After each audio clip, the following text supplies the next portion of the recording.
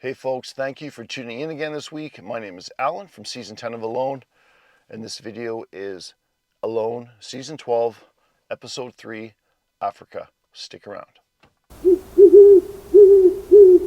So we're 2 episodes in to Alone, Season 12, Africa, and we've already got 2 people out of the competition. One tapped out due to depression, and the other one tapped out due to a severe stomach issue.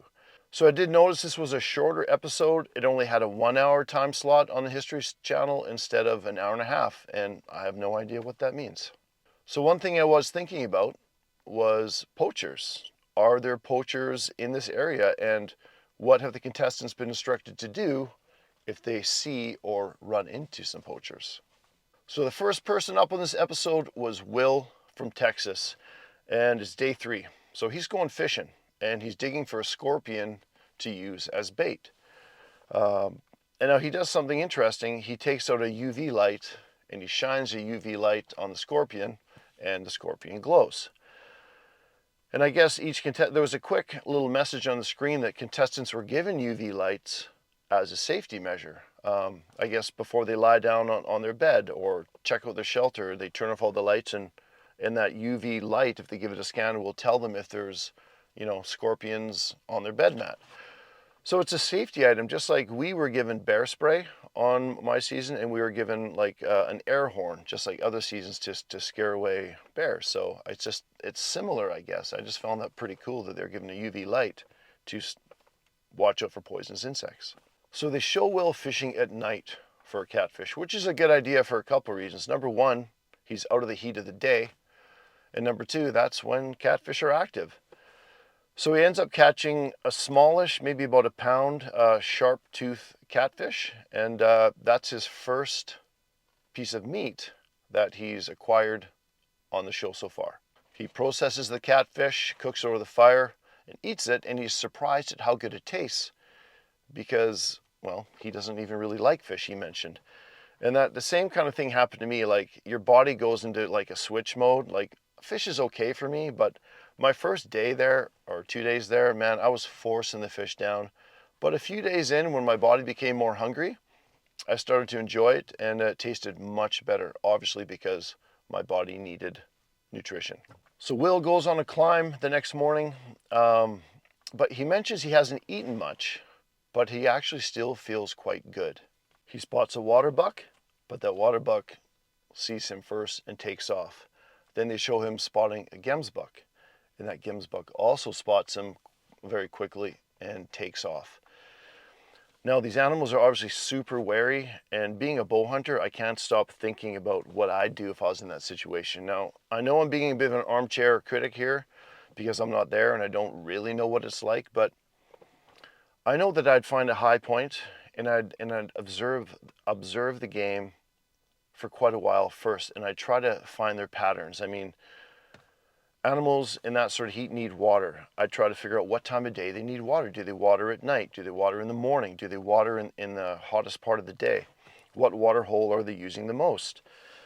And I'd try to find the trails that they're using, and I would construct some sort of ground blind to hunt. I mean, and in the heat of the day, contestants aren't probably doing much anyway, so if I could build a covered, concealed blind, I could spend quite a few hours in that shaded blind along a trail to a water hole, and it would keep me protected from the sun. So just observing and patterning the animals and setting up an ambush spot is what I think I would do. Back at camp, Will talks about how he's feeling tired and he's feeling hungry, and he's starting to regret not trying to take that kudu that he saw early on in the game. So Will's next scene is processing some prickly pear cactus and acacia seeds, and he said, this should be enough to make a turd. I thought that was kind of funny. I like his attitude out there. He's staying positive, and something he said caught my attention. He says, I just got to figure it out.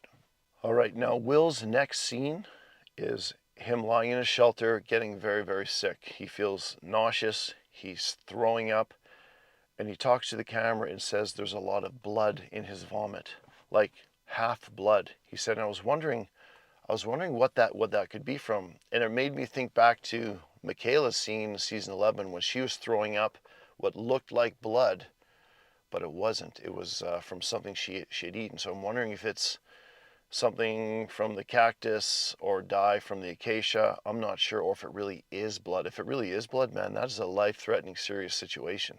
So things get progressively worse. He's got a headache, he's got chills, he's got hot flashes. He's very, very ill, and he actually initiates an emergency response button where the team actually came out to get him at night. And just watching that scene, it was a little bit alarming because you could really tell the medics were very concerned for him. He at one point he kind of faded out, and he wasn't responding to them. They had to kind of wake him up, it seemed. So yeah, very sick, very groggy. He was having a hard time speaking, and it was an emergency situation. So we are now down to 7 players. They flashed on the screen that he had an infection in his colon. It was called colitis, possibly from something that he ingested. So that's 2 players in 5 days taken out from some sort of microorganism that they have swallowed. And I was having a look at the items list, and 2 players brought soap. And people have brought soap in previous seasons. It's not a very common item at all. But man, I'm starting to think that this season, it might have been actually a really good idea to bring soap, because if people are getting these microorganisms from eating with their fingers, or just having dirty hands touching something that ends up in touching your eyes, your nose, your mouth, maybe the ability to wash your hands and prevent from having some sort of bacteria or something enter your system would not have been a bad idea. So soap, I don't know, interesting choice. Obviously he's okay, because as he was being extracted, there was an interview that he was speaking about being extracted that obviously had taken place once he healed and was recovering in hospital or camp, wherever he was. So he's okay.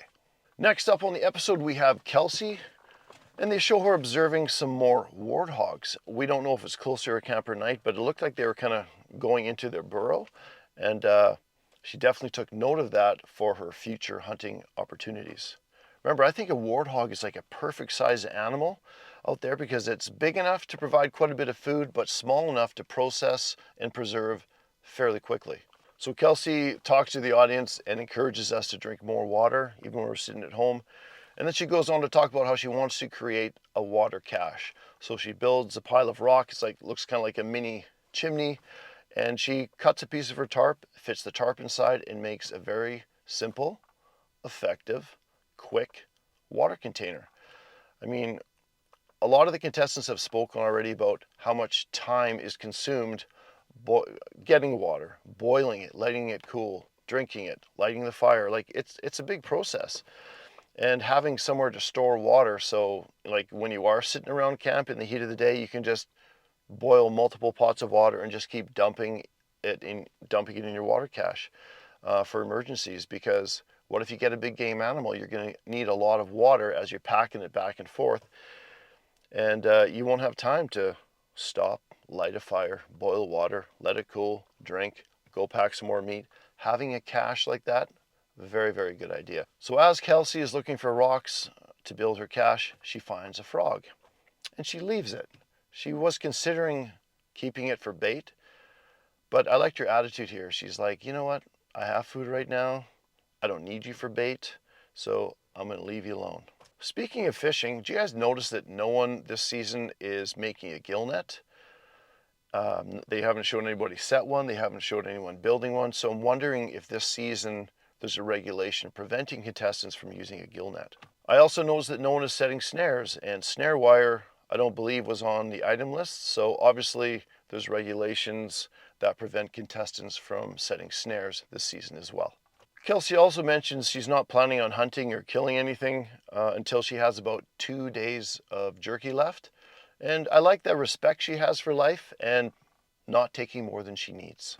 So they show a few scenes of Kelsey finding great European mounts, like just white skulls with the horns still attached. And she finds a pile of them, and she ends up using them to hold down her tarp in her shelter. So her next move is making a basic frame and she throws her tarp over top of that basic frame she created, and she used those skulls to hold it down.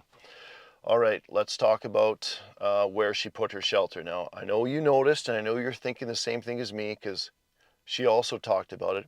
She built her tarp shelter in the middle of a dry riverbed because it's flat and there's not a lot of rocks for scorpions, and it's a little bit softer, she talks about. I don't know if this is a good idea, because we know as viewers that there is a rainstorm. They show that in a preview for a future episode, and I'm just wondering, what's going to happen to her that night during the rainstorm. But the funny part is Kelsey is aware of it. It's not like she's not aware of this. She talks about it and even makes jokes about it. She's like, you know what?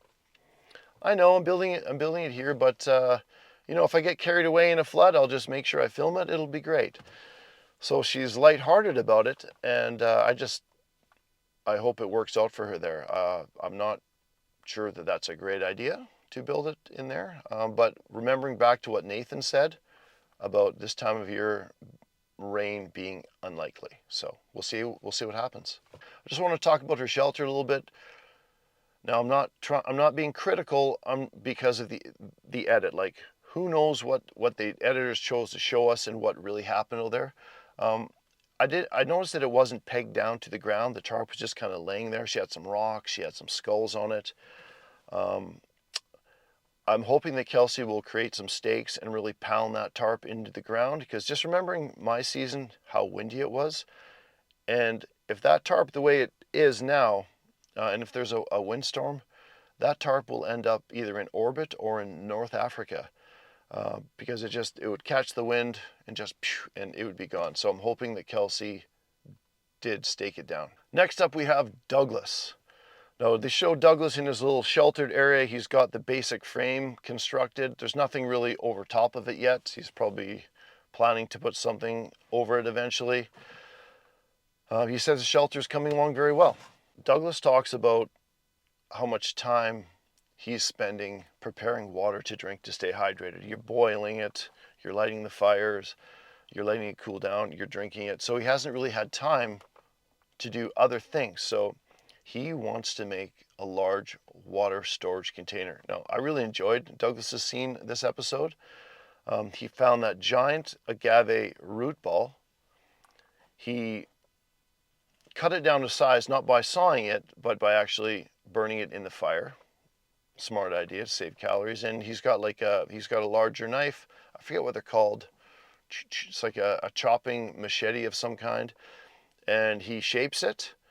And he's got this massive agave root ball container. They didn't show us how watertight it was, but it looks like it holds between 1 and 2 gallons of water, would be my guess. And if he can make that thing work, that would be a game changer for Douglas, and the time he'd save being able to store that much water.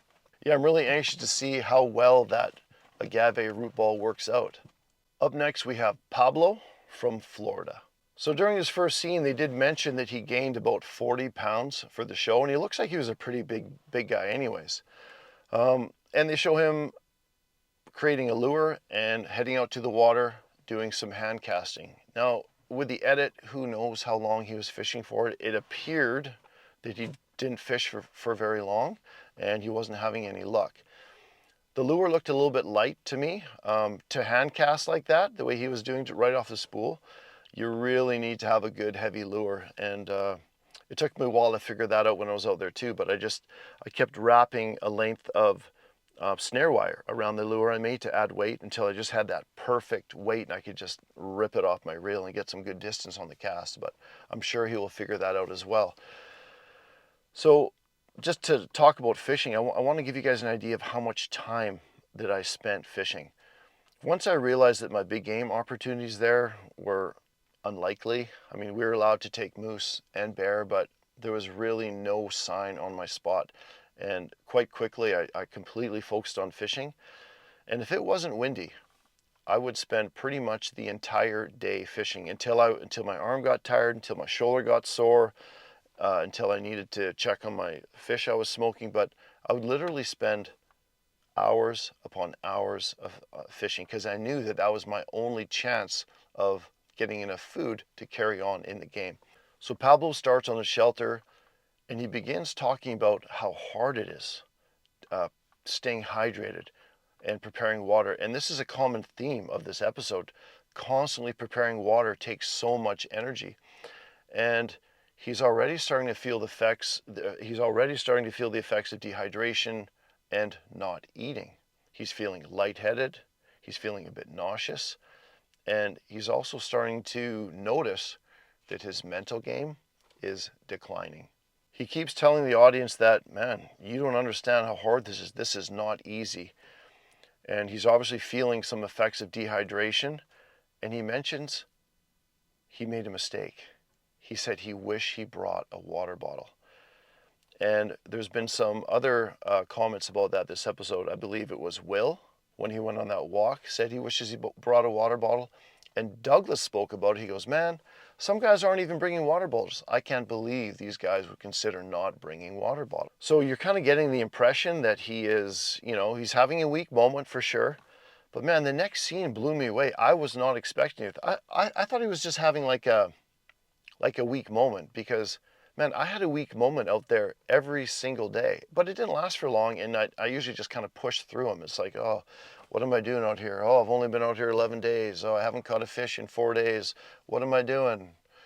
But those feelings go away, and you kind of push on. So that's what I thought was happening to Pablo. And they showed him kind of on the lawn in front of, well, it looked kind of like a lawn, but on a grassy area.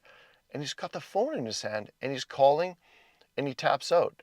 Man, I was surprised. I was hoping he was going to kind of push through that feeling and keep going, because again, it's only day 5. But I'm here.